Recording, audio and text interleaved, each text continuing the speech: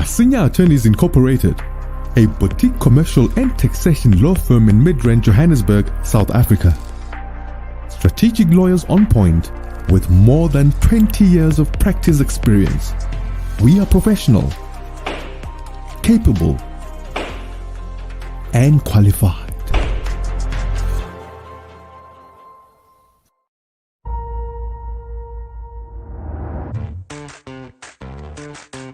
As a church leader, your time and resources are limited.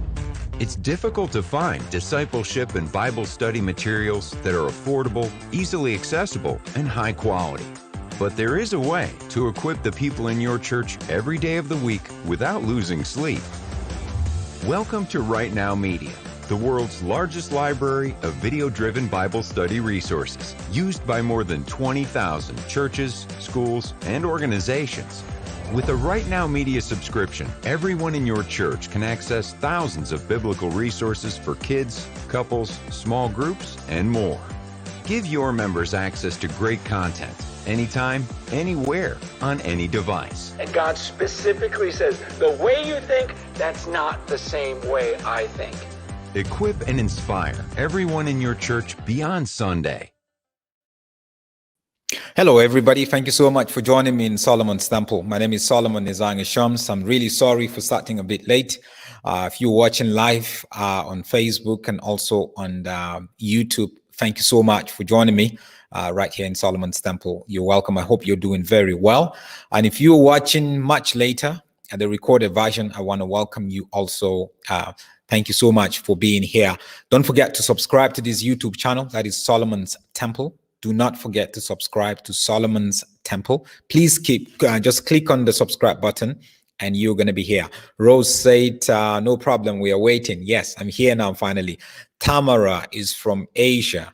Thank you for being here. Bongani from Nelspret. Thank you guys, everybody. Thank you, Rose, all the way from UAE, Abu Dhabi. GH from London. Great to have you here. Adelaide, I see you. Thank you. Another Rose, Nyeshua, Sunshine. Thank you for being here from Zambia. Sikara from Pretoria. Folashade. Thank you. You are the first to be here, actually. So it's good to see you. You keep waiting. There's a viewer from New York. Thank you for being here. Janice is also here. Thank you, Janice. Thank you, David. Rigobert.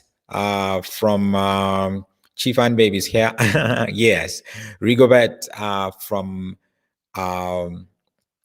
Cameroon, right? Yes.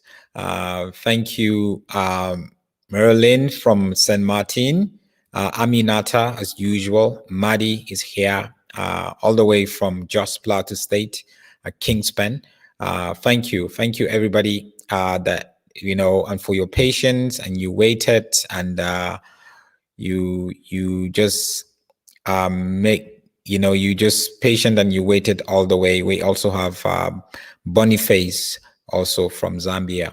Thank you guys. So quickly, since we're running a bit late, I want to discuss a very important issue. Sometimes we have ministries that are built and you have quite a bit of families around the ministry.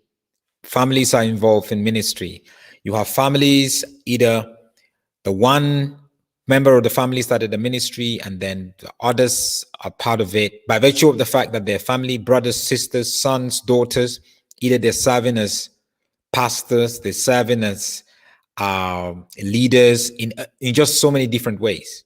Some of them actually are in charge of the finance, because it's family, so they know they can trust them, which for me, I sort of like have a big question mark around that sort of arrangement.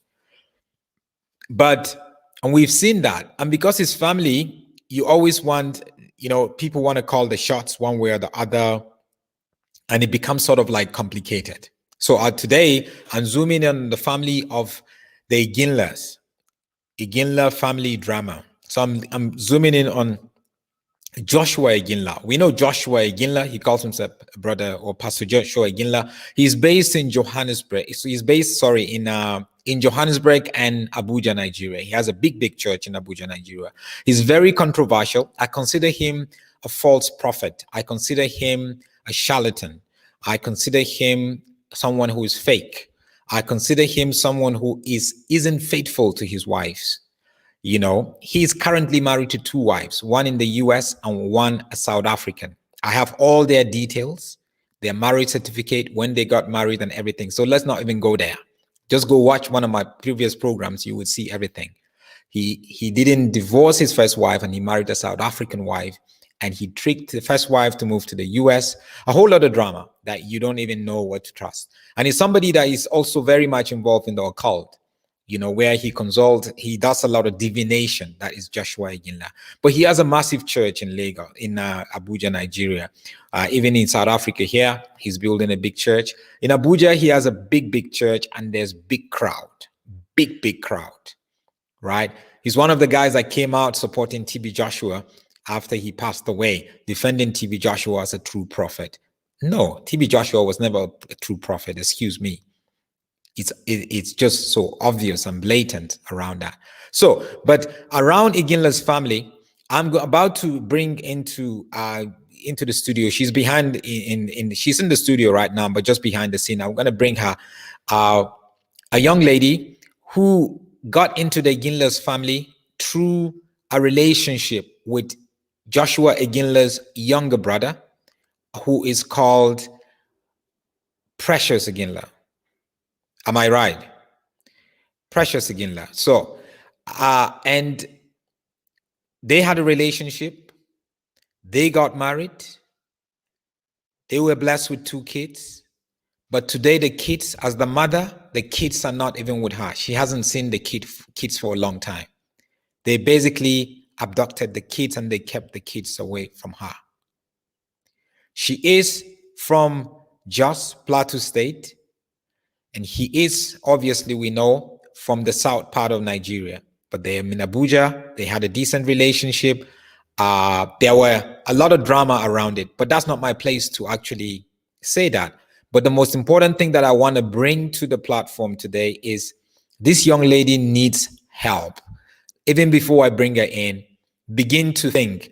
If you know any legal person in Abuja, Nigeria, that could help her to be able to see her kids,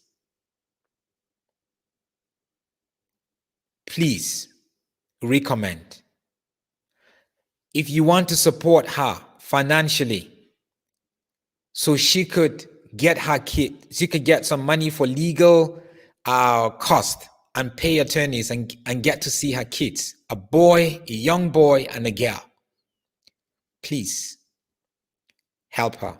Right now, she's living at the mercies of her parents. You can imagine, you got married, you left your parents, you got 2 kids. After so many years, you came back, now you're staying with your parents and your parents are taking care of you. So what is wrong with the Iginlas? What happened there? Because it's important for us to hear her side of the story. And if the Iginlas want to give their side of the story, fine. But I just want to bring into the studio now, Blessing, Precious. Blessing, thank you so much for joining me. Thank you so much for having me, Solomon. Nice meeting you. Yes.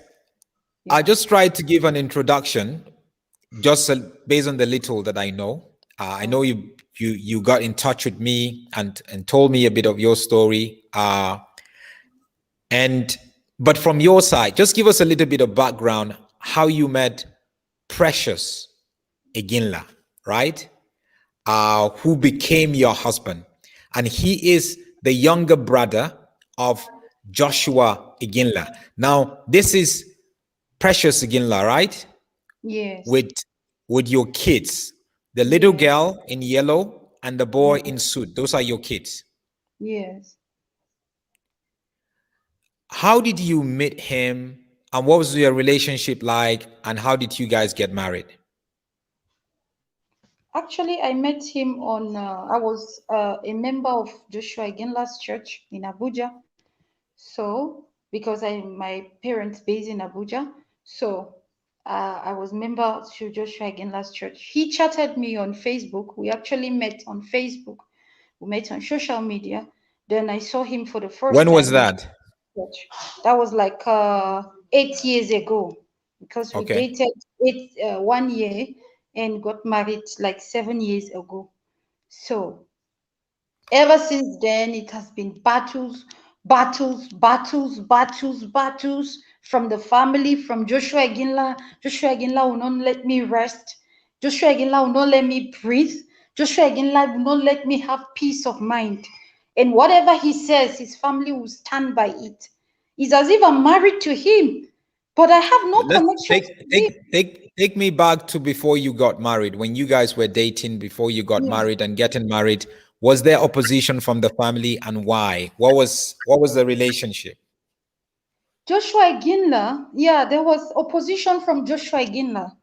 He said to his brother that he should not get married to me, that if the brother is going to get married to me, then the brother, he's not going to send his brother to South Africa to pastor his church. And then the brother must choose between these two options, either to cancel the marriage and go to South Africa, or to get married and forget about going to South Africa. So why he said what he said was because some months before the wedding, after the wedding card came out, Precious Iginla fell ill for some months. So his mother, who is now his late mother, told me to be looking after her son. So they all left him for me. The Precious Iginla, who is now my husband, they left him for me. I was taking him from one hospital to another, treating him from one hospital to another. There's a doctor, Dr. Musa.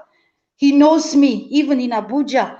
There's one hospital in the area, in central area. They know me very well. I'll go to buy drips, I'll go to buy drugs, medicines, and the rest of them. So I was so stressed doing all that because his late mother asked me to, that there's no one to take care of him for now. Everybody is busy.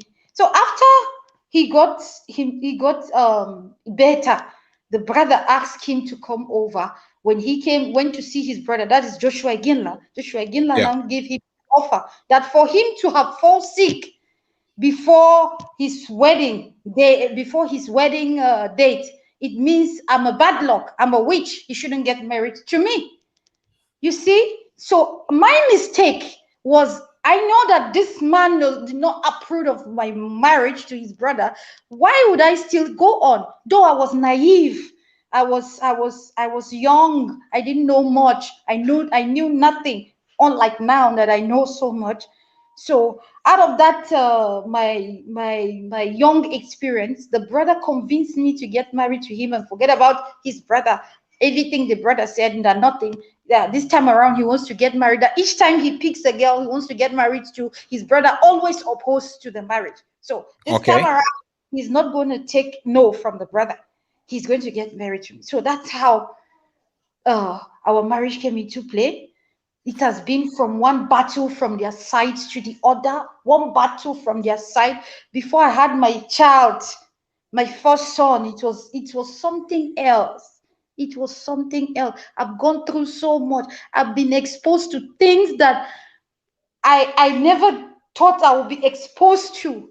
What I need right now is just my kids. If they don't even want to, they don't want to give me a dime, they don't want to settle me after 7 years or do anything for me, let them go. Just give me my children and my luggage, my luggage, my wares, everything is still with them. And what do you mean? What do you mean your luggage is still with them?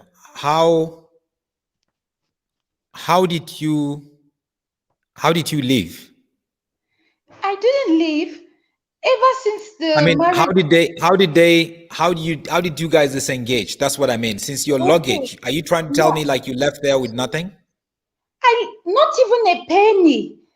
And then he locked me outside. He was physical with me because it has been a physical marriage from So he's been physical. He's been physical yes, on you. Okay. yes, slapping That's me, precious, kicking me. Iginla. Yes, at every slight provocation he reacts. He locks me outside. Neighbors have to come and beg for him to allow me to enter. You know, most times when I contact his family, they really have nothing to say. You're not welcome in our home. We've told you, we're not welcome. We've told you, Who only and waste who and your time. who told you you're not welcome to their home? No, I'm like the kind of attitude they give me. They don't really call him to order or tell him to stop what he's doing. Yes. If a family wants a marriage, wants you as an in-law, and you, the in-law, goes to them and tell them about their son or daughter, they will be able to call them to order. But They don't this intervene. Yeah. reverse is the case. I've been through so much. There's a lot I have to say because I really need help right now. They threw me out. So you said how you were asking how we got disengaged. He locked me outside like 8 months ago. It's been 8 months, over 8 months. I've not seen my kids, and he has not contacted me, nor any of his family members contacted me directly. They keep going in circles, in circles. They contacted my brother, my elder brother, and demanded for their bride price. And my elder brother asked them to bring back those kids to come and take their bride price. Ever since then, we've not heard from them. So you asked how we got disengaged. He was physical with me when became back. He came Anyway, back. just stop right there first before you even got to the place where you got disengaged. He was also he's a pastor at the church, right? And he was involved with the church Omega Fire in Gwagwalada in Abuja, Nigeria. Is that right? Champions Royal Assembly is the name of Yes. Joshua Iginla's Sorry, church. Champions. Yeah, Omega is Suleiman. So he was with Yes, Champions Royal Assembly in yes, Gwagwalada in Abuja. yes, yes. Before Joshua Iginla sacked him and told everyone that I'm the one that is causing the problem, that is scattering their family. He refused to take responsibility for his action. He pushed it over to me. I did not say a word. For the past 7 years, all what I've been going through, I kept it to myself. Not even my mother. No one knew. I kept it to myself because I didn't want I wanted my marriage to work, and I didn't want to come public. So I've been going through all this for so long, and I kept mute. Only now I'm coming out because I'm done. I'm tired of being treated as a trash. I don't want that life that I'm living. I want the life I used to live before. I was happier. I was straightforward. My yes was yes. My no was no. I'm not used to this type of life. So I just want my kids back. That's just what I want. When You you when understand? you when you say your yes was yes and your no was no, what were some of the things that you were pushed to compromise when you were there? Because you were serving in the church even before you got married to Joshua Iginla's brother, and then you now continued serving in the church. I was a member. I was a floor member. I did not Okay. get any pastoral indoctrination, so I was not functioning. Even when I was married to him, I was not functioning as a pastor per se. I was functioning as a pastor's wife because Okay. I did not go any Bible school from Joshua Iginla nor anywhere. I'm not.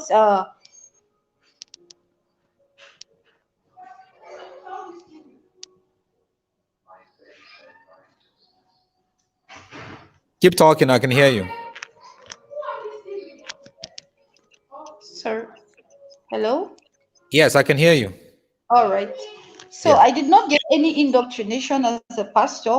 I was functioning more as a pastor. So one of the things I compromised, like I was not able to come out and tell anyone, confide in anyone what I was going through. I was going through all this harsh treatment from Precious and his family. I couldn't say anything.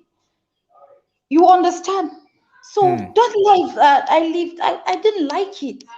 I didn't You like it. told me about the fact that there was a time where you guys were sitting when you come to church, you sit with the pastors, but then Joshua Iginla told you not to sit there, or you and your husband not to sit there, something like that. What happened? Yeah. Uh, on the way on that's 3 months into the wedding. I was pregnant with my first son. After the elder sister has bombarded me, she sent me all sort of threatening messages to my inbox. That is the Joshua Iginla's elder sister. Then 3 weeks after the wedding, it's 3 weeks after the wedding, not 3 months. Sorry, I beg your pardon. Yeah. 3 weeks after the wedding, Joshua Iginla sent a message that I should stop sitting together with his brother in the front seat. I should go to the congregation and be sitting in the congregation. So that was how I sat. They told me I'm not a pastor, and actually I'm not. He told me I'm not that they said that the front seat is meant for people who graduated from pastor school. So I did not get any of those pastors training. So he asked me to go and sit in the congregation for that reason. So I was sitting in the congregation. His brother was sitting in the front seat and pastoring the store. So how do you come to church and then with your husband and then you sit in different places? I don't understand how that works. Congregation.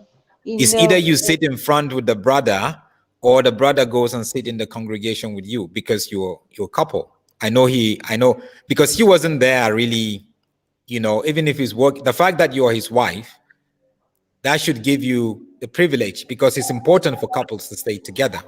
There was nothing, I never enjoy any privilege of wife from Iginla or the brother for the past 7 years.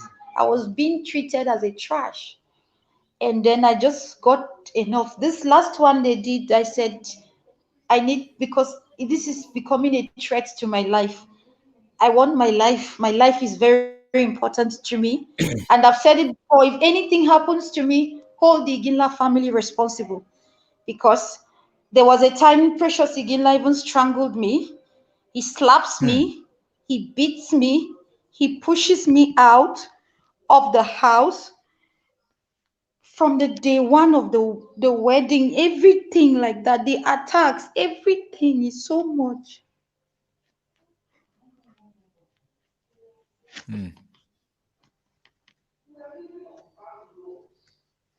Sorry about that. If anyone is just joining us later, after we started, we're talking to Blessing Precious, who is a young lady married to Joshua Iginla's brother called Precious Iginla, who is equally a pastor, married for about 7 years and had issues. Joshua Iginla was involved in the issues that they had. Not just Joshua Iginla, even Yemisi Iginla was involved. That's Joshua Iginla's first wife, and also Joshua Iginla's older sister. So it's a family thing. Even Joshua Iginla's mother, before she passed away, they were involved. And today she's been homeless. She has to go back to her parents, and she lost her 2 kids. She hasn't seen her 2 kids for the past 8 months. They got forcefully taken away from her. She hasn't seen them. So I'm seeking for you guys, if you know any legal person in Nigeria that can help her, or if you want to help her financially, I'm going to put her banking details. Maybe you can help her financially to take care of herself and also to be able to even cover some legal costs. But I want us to also share this video as much as possible, just so you can go around and see the kind of things that the so-called powerful people who run churches do. And they run in churches. They're there in the name of God, right? And Precious Iginla, like I said, because Joshua Iginla's brothers, he gives them churches to pastor. One of his brother is the one who is pastoring their Champions Assembly here in Johannesburg.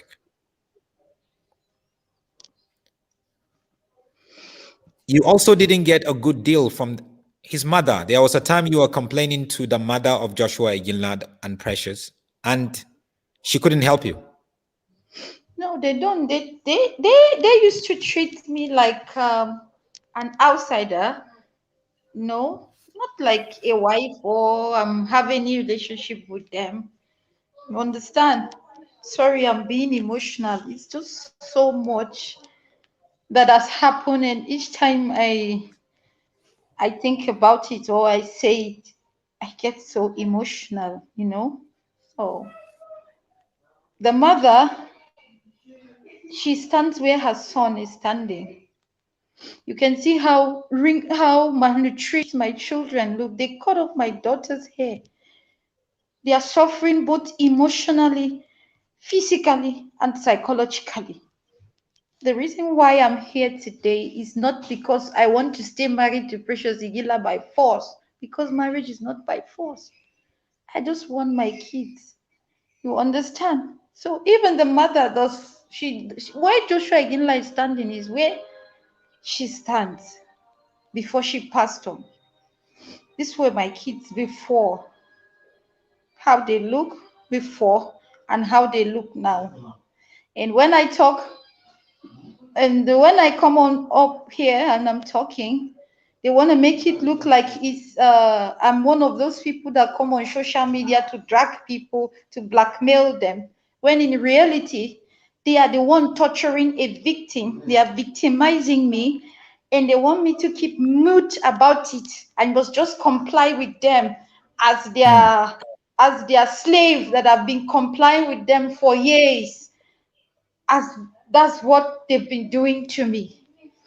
They don't know that all these years I took whatever they did to me because I just decided I wanted to stay married, not because I was scared of coming out, not because I was scared of going back to my life, not because I was scared of anything.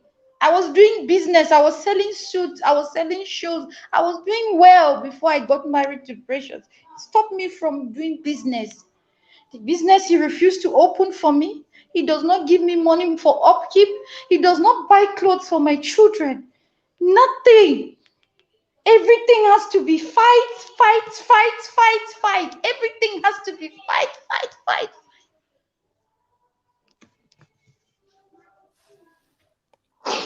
If you want to support Blessing financially, this is a Nigerian bank account. The bank is Access Bank. The account number is 070-930-9721. The account name is Namben Bo Joseph. Please, if you want to support her with 1,000 naira, 10,000 naira, 20,000 naira, whatever you feel you want to support her with, please go ahead.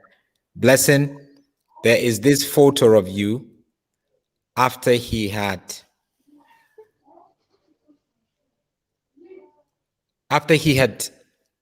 what do I say? Because I could see your eye is totally red. I could see your face is like a bit of bruises. What happened on this day? I went to the market. So when I went to the market on that day in Port Harcourt, first of all, anyone who wants to do forensic on this picture can do a forensic to know if it's Photoshop or real. So on this particular day, I went to the market in Port Harcourt because I don't have any house help. I do my house chores myself. I go to the market myself. I do my cooking myself, everything. So on this particular day, I went to the market to buy food stuff in the quantity I went to buy. So when I got back, he locked me outside as usual. It's not the first time, it's not the second time, it's not the third time. He locked me He out locks of you outside normally. Yes. So he locked me Why? out. Why? He said I stayed too long in the market. I was supposed to come back. I was not supposed to stay that long in the market. So he locked me outside because of that. So I was there outside. I called the mother. She didn't say anything. She told me to call Joshua Iginla. I called Joshua Iginla. That's after I spent 3 hours outside. I called Joshua Iginla before he finally responded to me and spoke to his brother to let me in. When I got in, when he opened the door, he attacked me with blows, slaps, pushed me with mopping stick. I was shouting. The kids, my little kids, were shouting. They've been through so much. Children have suffered. So he attacked me. When he attacked me, I ran, I escaped. All the things I bought from the market, I threw everything. I escaped out of the house and I ran to the police station. It was at the police station I took this picture. So that was what happened that day. At every slight provocation, he goes physical with me. Always. And my family, I did not get my family involved in my marriage because I didn't want it to be like family stuff. It's now that I'm speaking out that my family are getting to hear these things for the first time. But I've not told because I've not been telling them. They don't know anything. That is why you don't hear my family's name in all these marital issues. It's Joshua Iginla, his family. Joshua Iginla, his family. So that's what's going on. That's what happened that day. So Let the me say police. something. Let me say something, and this is important, especially for Nigerian women who are married, African women who are married. If you are in marriage and there's abuse over and over again, you have to tell your family. Yes. You have to tell the police. Yes. Do not think you're trying to save your marriage or you're trying to help your marriage or you don't want your dirty laundry out there. No. Before something worse happens to you, you need to speak out. My family that I come from, the only reason why my family would intervene in any marriage is when there is, when the husband is using his hand on the wife. If they have financial problems, we can either help them or they can sort themselves out. Right? But for us to intervene, the last thing that you want to do is not to, because the more you keep quiet, the more you're giving the perpetrator, the husband, the right to keep doing it over and over and over again. Yeah. And if you stay there for any longer, worst thing will probably gonna happen. Yes. Now, how old are your kids right now? The boy is 6 years. The girl is 4 years. She'll be 5 this September 22.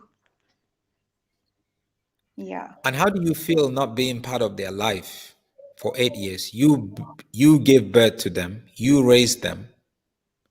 And I know the typical Nigerian way, the husbands are normally not around to help you raise the kids.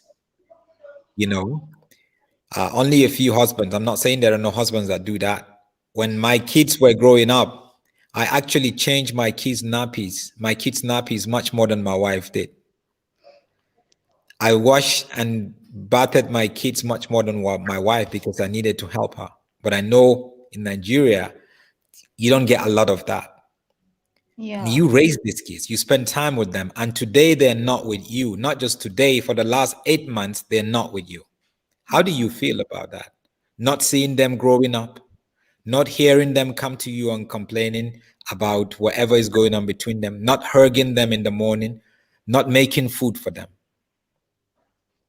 That's one of the things that is driving me. It's because he's an abuser. An abuser, when they want to hurt their partner, they look for that thing you like more to use it to get to you. You understand? He knows that I and these kids are friends. He does not even stay at home. I've been the one, he had never changed the diapers for once. I've been the one taking care of them, no house help. So they are used to me. I'm the only house help they know. They are used to me. They know me very well. And for him to disconnect me and those kids, it's unforgivable. That's why I don't want anything to do with them anymore. If they can do that to those little kids, just because they want to punish me, just because they want to torture me, and those kids are innocent, for heaven, for crying out loud, who does that? Even unbelievers, DJs in the club, how many of them have you heard they treated kids in this manner, and someone out there seated comfortably, sleeping comfortably, going, carrying Bible? I wonder, how do these people sleep? How do you sleep? I'm asking if they are watching me. You people who are abusing people and abusing these little babies, how do you sleep? Where is your conscience? Where is the conscience of that Bible you claim to hold in your hand? Why is the Bible not reflecting in your character, in your life? I can't think of hurting children of that age.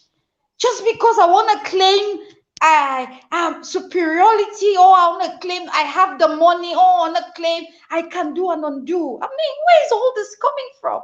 These are the kind of things I don't understand. I don't understand these things. It's very, I don't know. I don't know. I don't know. I don't What know. are, what are you afraid for your children not being with you? What are you afraid of? I don't want them. You can see how malnourished they look. I don't want them to kill these children, because I had a dream they killed these children. I don't want them to kill these children. The way they are taking their anger on the children, you can see they cut off my daughter's hair. They cut it. I used to make my daughter's hair. Even if Precious does not give me money, I make it because I know how to make hairs. So putting my children through all this because you have issues with me, because your brother has issues with me. So these little children have to suffer. Wait, is this what they say? For those of them who are criticizing me for not going back to them to go and continue sitting because of the children, so I have to go and sit with them like that. I'm asking you, is this part of your Christian marriage? Is this what your Christian marriage is all about? Because the Christian marriage I was taught from childhood is different from this one. I don't know. These people, how do they think? I don't like this kind of lifestyle. This is what I don't like. Just what it is.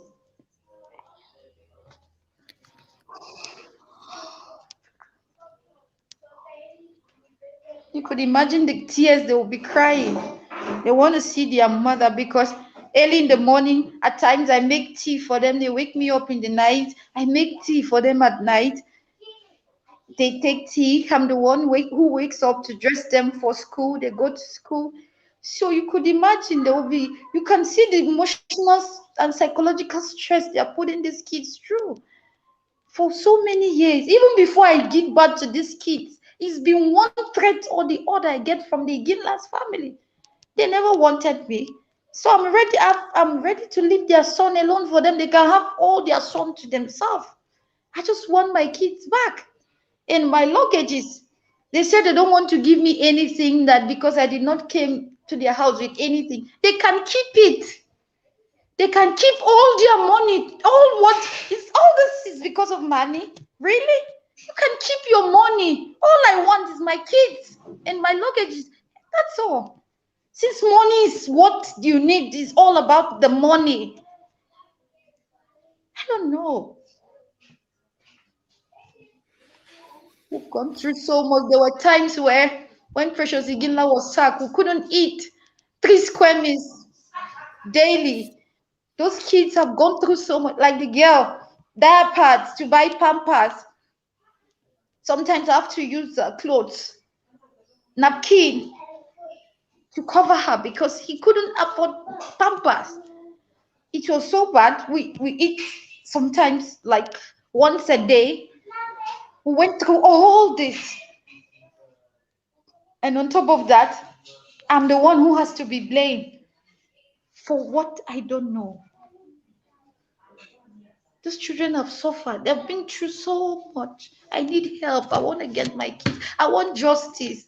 I want justice. That's all I want. After 7 years of marriage, they threw me out, smashed my phone, broke my phone.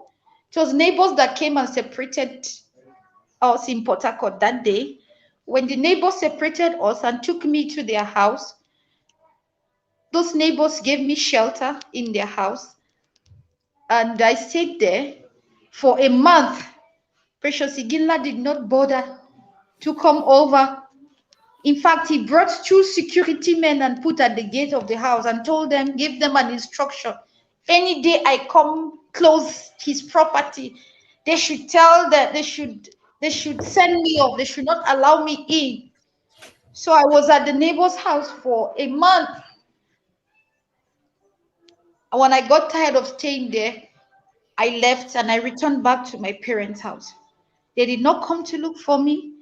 None of his family members contacted me directly. They are happy actually that the person scattering their family is gone. But I'm also happy, but they should do the right thing. That's what I want. Now they are not willing to do the right thing. They said I'm the ones catching their family. So why do they still want to keep my kids and keep my belongings? Why? I'm ready to leave their family, their united family that was united before I came in. That's where I am right now. What did Joshua Iginla try to intervene? Did you report to him to try to get him to do that? Did you report to the mother? The mother was also alive. These two people. Before this issue came on social media, because it has been on social media for the past 1 year. Before the issue came on social media, I've countless times I sent Joshua Iginla message.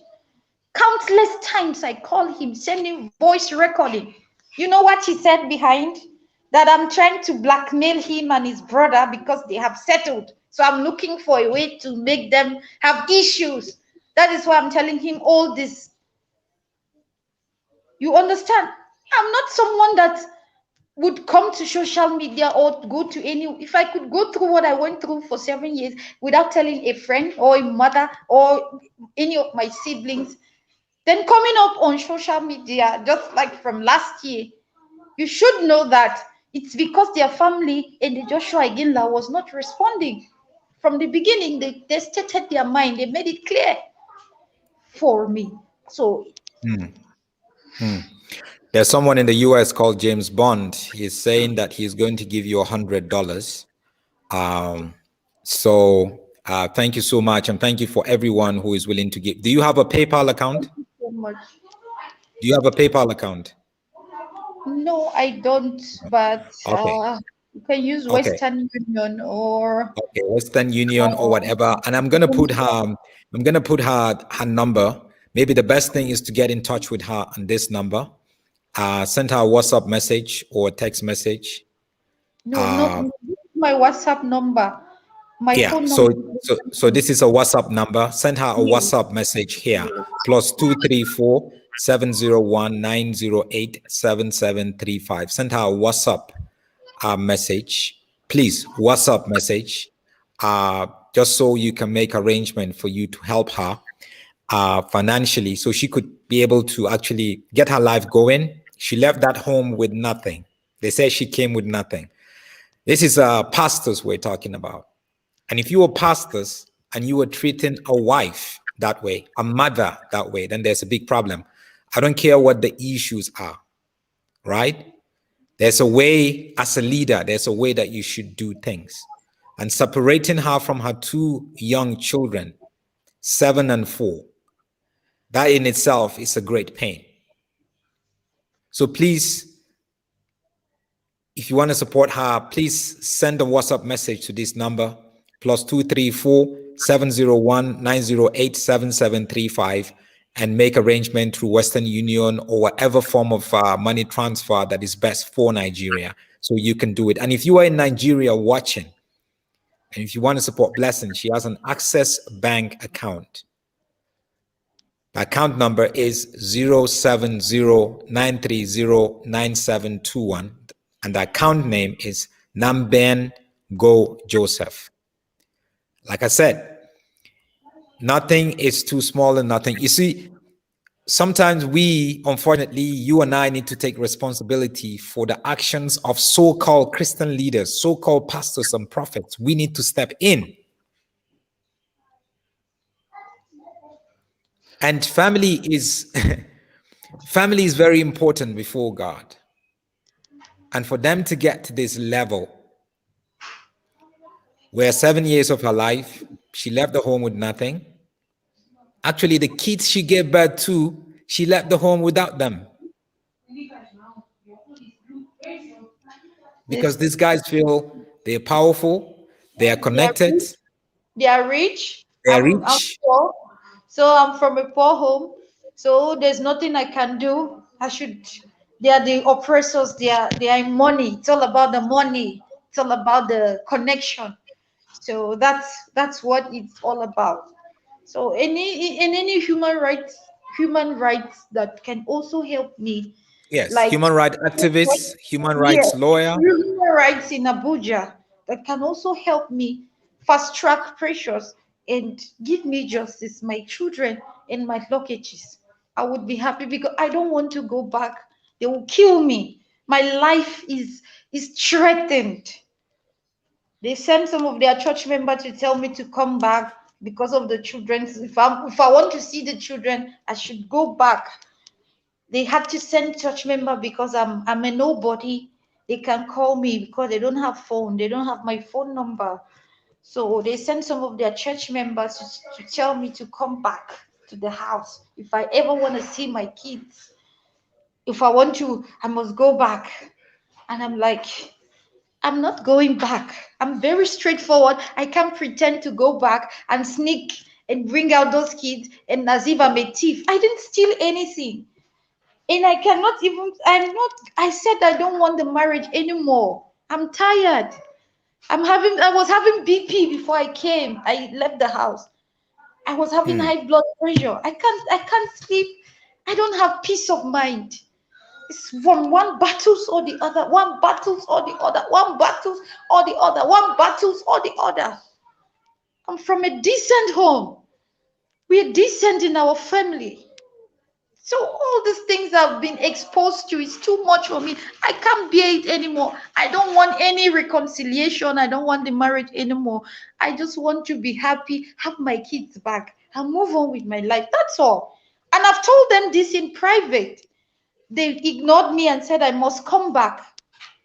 They think it's like 7 years ago that when they make decree, I'll go back. When Joshua Iginla asked me to stop sitting together with his brother and start sitting in the congregation, Right. I I said I was tired. I told Precious, I said I'm tired of your family battles. This attacks is too much. I don't want to do pastor. After all, I did not go to Bible school. I did not receive any pastoral indoctrination. I don't want to go. You are the pastor. You are the one that received Bible indoctrination. You are the one that went to Bible school. Please be going to the church alone. So for like 2 weeks, I refused to follow him to the church.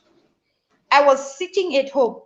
Then he locked me outside. That was when this locking outside started. Yeah. One day he came back. He locked me outside. He locked me outside the house. He was physical with me, then locked me outside the house. Still, I did not go to my parents. I did not go to my siblings. And it was in Abuja then.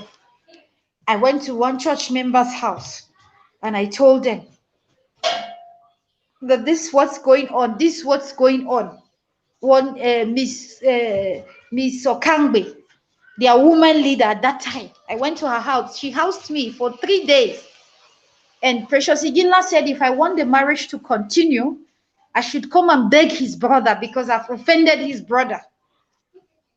So that was how Mrs. Okangbe, they took me to Joshua Iginla. I went to kneel before Joshua Iginla to beg him before I have access to go back to Precious Iginla's house. So I'm not married to him. It's as if I'm married to him. I don't get it. I don't understand it. So they think it's like 7 years ago. That's why they're simply asking a church member to come and tell me, oh, I should, come back. And I told them, no, I'm not coming back. I'm not going to beg anyone. I'm not coming back. I have a Yeah. life, I have a talent, I can survive on my own. I had a business I was doing before the marriage. I can go back to those business and pick up the pieces of my life. I'm not a liability. I've never been a liability. You understand? That's what that's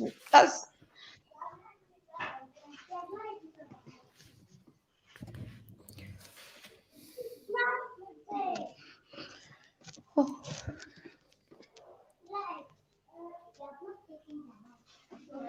it's part of those things anyway that we learn, we grow every day. So it's one of those things. So ever since the marriage, Joshua Iginla is more of adding fuel to the fire than looking for peace or mediating. That is what he has been doing for the past 7 years till date, even as we speak. So King Staiwo asked me to pin the Access account number on YouTube, and I've pinned the Access account number on YouTube. Please check it out so you can support her in whichever way you can support her. 1,000 naira, 5,000 naira, 20,000, whatever you want to do. And if you are living overseas and probably you want to send money, she doesn't have PayPal, but you can send her a WhatsApp message on this number, just so you can make arrangement, maybe Western Union, you know, or any other form of money transfer that, you know, you can get more details from her that's gonna help to facilitate that. Finally, Blessing, where are you guys now? Are you guys divorced? Is Precious Iginla moved on and into another relationship? Are you guys divorced, or you're not divorced yet? Or what is the state of things right now? I personally want a divorce because he has moved on. He's with another woman, which I don't want to go into. That is his life. I really don't care. I just want my life back. Freedom. I'm tired. So I want a divorce because it's not in my own Bible that abuse or maltreatment of women and children is not in my own Bible. It's one of the criteria of Christian marriage in my own Bible. And family interference from brother-in-law is one of those things that is written in my Bible. So I want a divorce, but I've not had the financial means because for 7 years, Precious Iginla refused to let me work. I don't have business. In fact, he gives me money for feeding, like 3,000 every week, 3 to 5,000 every week. And that 3 to 5,000, I must give account for it. So I left there without anything, without a penny. Not as if I have something I'm doing. You understand? So I don't have any money. That's the reason why I've not been able to pay for my legal costs and get justice and get a proper divorce, because he has moved on with another woman. He's currently with another woman, which I don't want to go into details. That is his life. I'm not in for whatever he wants to do with his life. I just want to move on. Good for them. Let them enjoy their family union and continue their ministry. I have my own life. I was never a pastor in the beginning. I am a businesswoman, and it's that life I want to return to. I was happier in that life than this life I was living with them. So that's where I stand. I would have gotten the divorce, but because of the financial aspect, because I'm financially incapacitated, and they're happy about it. That look at what they made my life, what they turned my life into. They've made me to become like handicapped. They're happy. It's what they want to see. You understand? So that's where I am right now. Those people are very wicked. They are very heartless. Put me through so much.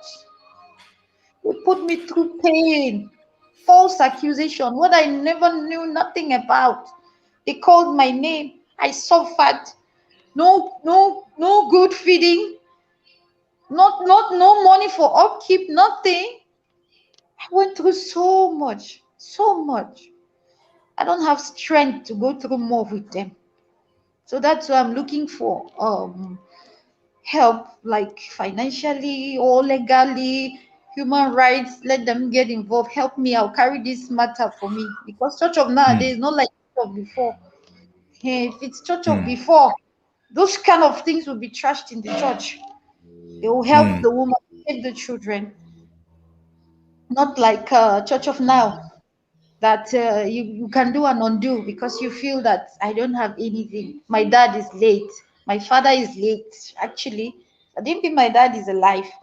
All this wouldn't have, it wouldn't have gone this far, and they won't be able to do what they are doing now. So they are like, what can I do? But I have God. My God is bigger than all of them. And that God that I have, if I get my kids, I start my business, that God will prosper me. They can perish with their money. All I want is my kids and my luggages. That's just it.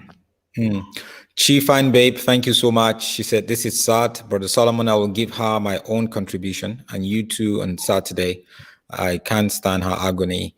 Thank you so much, Chief Fine Babe. You've always been supportive. And thank you so much. It's Malulo is saying, Uncle Solomon, love you big time. Your ministry is more impactful than churches. Thank you. If we all can play our role, the church plays his role, I play my role, everybody plays their role. Quinn is saying it's not easy to be married to a charlatan. That's true indeed. That's true indeed. Christine is encouraging you, be brave. God has not forgotten you, and remember that Jesus Christ is with you through all it all. Vengeance is his. Fidelia is saying, is there any way we can have her phone number pinned? I want to send wave. They ask for a telephone number. Yeah, I would let me try to see I can get her telephone number pinned. Someone is saying, but is she the first wife? Yes. Are you the first wife? Has he been married before? No, she's the one. She is his first and only wife. Legally, before God, she's still his first and only wife, even though he's claiming to be a pastor. And having a pastor brother like Joshua Iginla, you moved in with another relationship. How do you even do that? How do you sleep? How do you do that when you're still married to your wife? How do you even do that? So in conclusion, what would you want to see going forward for your life and for the life of your children? What would I want to see? I want to see my business. I'm a businesswoman. I want to go back to my business, selling suits, shoes, shirts for men that I used to do.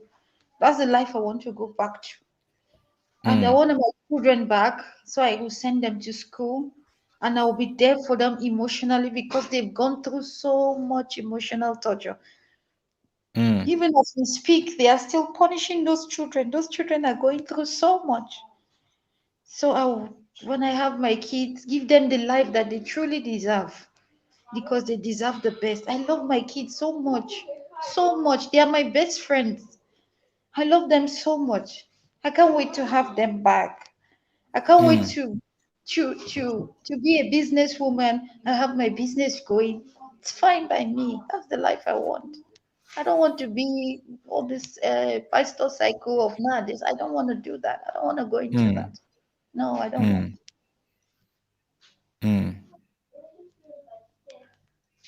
So that's what I want.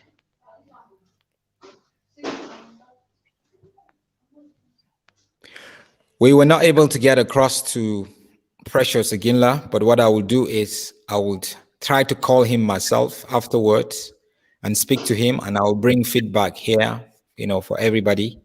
I'll try to do that, and we take it up from there. Somebody asked for her number. Again, I have put her number on the chat on YouTube, but this is also her number here. If you want to support her financially in any way, she doesn't have PayPal, only a Nigerian bank account that you can locally do transfer, but you can, send a WhatsApp message. This is a WhatsApp number, guys, not a phone call, not a call number or a SMS number, a WhatsApp number. You can get in touch with her here. And also, if you're locally in Nigeria, you want to support her, this are her banking details. Blessing, we want to pray for you and pray that God would be your strength. The way that you've stood on the truth, the way that you've tried to exempt yourself from pain, may God, the creator of heavens and the earth, may he continue to be your protector. Amen. May he be your deliverer in the name of Jesus. May he deliver your children, even as they live in the with the family, his family, that God would deliver them from anything, from any members of the family that is not God's will for them. He will Amen. deliver them. And may he deliver you legally. May he deliver you financially. May he Amen. deliver you maritally. Amen. May he deliver you spiritually in the name of Jesus. Amen. Amen. Thank you so much, Thank you, Solomon. Blessing. Really appreciate it.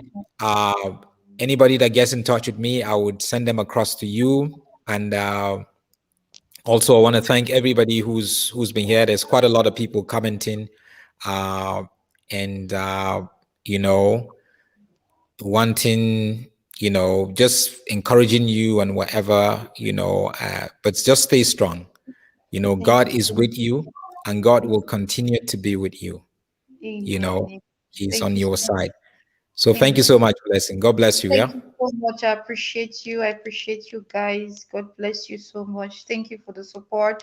Thank you for the encouraging words. Thank you for your time. Thank you for everything. Thank you so much. Thank you. Have Have a good day. and you too. Thank you for everyone for your donation. Thank you. I appreciate you guys. God bless you. Thank you so much. Bye-bye. That's blessing precious Iginla with her ordeal right there. Please make sure you reach out to her in any way that you can support. I put the banking details there. I pinned the banking details. I have also put in her phone number. Please, if you want to help out in any way, please go ahead and do that. I want to thank you so much. Yes, Don Clark is saying, can I send my contribution to you, Solomon, to get it across to her? Complication. Yeah, you can send it. Maybe you can send it via PayPal. Just make sure you indicate it. And then I would find a way to make sure she gets it. But I want to thank, sending that money, because the thing is, I don't want to mix, I want to be accountable. So I don't think it's really a good idea actually to send me the money, because I normally don't want to, I always want to separate things. I don't want to mix up things. It's not like I'm not going to make sure she gets the money, but, I somehow financially for me, I want what is supposed to go to somebody to go to them directly and not come through me. Not because I do not trust myself. When it comes to money, I don't have any issue with money, but just because I just feel for the sake of accountability and transparency that it goes straight to the person. So maybe I should just do only you a favor with that, Don. So thank you so much. But please, other people, please just find a way. Send her a message on WhatsApp to do that. It's just for you because you're telling me about the complications that is there. But thank you so much, guys. Thank you so much. If you're watching this video, please subscribe to this YouTube channel. Share this video. Let it get out there so the Iginlas can see it. But thank you guys for all your support that you put out there for her, for your moral support all your comments that are here, and for your financial support. That's what we are called to do. We are the church. That's what we're called to do. That's how a church should be. Not like the church that the Iginlas are running. No, I'm ashamed. I'm ashamed of the Iginlas. I'm ashamed of the part of the church in Nigeria. I'm ashamed. But thank you, guys. God bless you. I'm going to be back tonight. I'm going to be back tonight. I'm going to be talking about a vagabond. When the Bible says someone is a vagabond, what does it mean? Israel is a vagabond. And I'm going to present scriptures. He has turned into a vagabond. I love him. But you see, because some people think because you love somebody, you're not going to critique them or you're not going to tell them the truth. No, I'm not that way. I actually love people that will look at me straight in the eye and tell me, Solomon, you missed it here. Solomon, you were wrong here. I love the truth because the truth helps me to grow and to walk in obedience with Christ. And Israel, some of you guys know him, who was a charlatan, a false prophet, who was connected with them Bushiri, them Alf Bukau, and them Ubad Angel. He's a vagabond. And I'm going to be talking about that tonight. So please join me tonight at 8 p.m. South African time. That's about 4 hours from now as we spend time to talk about it. So thank you so much, guys. God bless you. May you continue to rise and never fall. Amen. Masinya Attorneys Incorporated, a boutique commercial and taxation law firm in Midrand, Johannesburg, South Africa. Strategic lawyers on point with more than 20 years of practice experience. We are professional, capable, and qualified.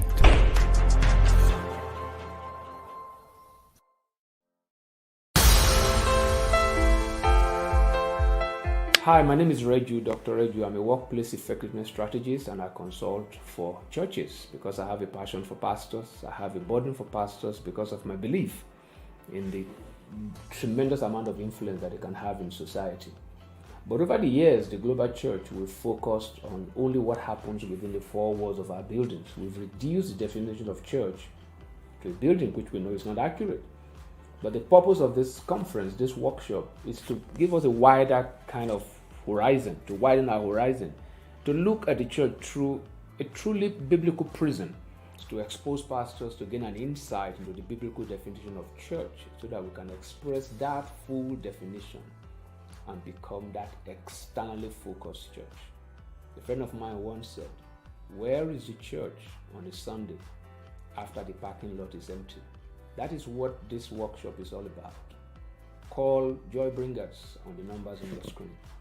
See you then.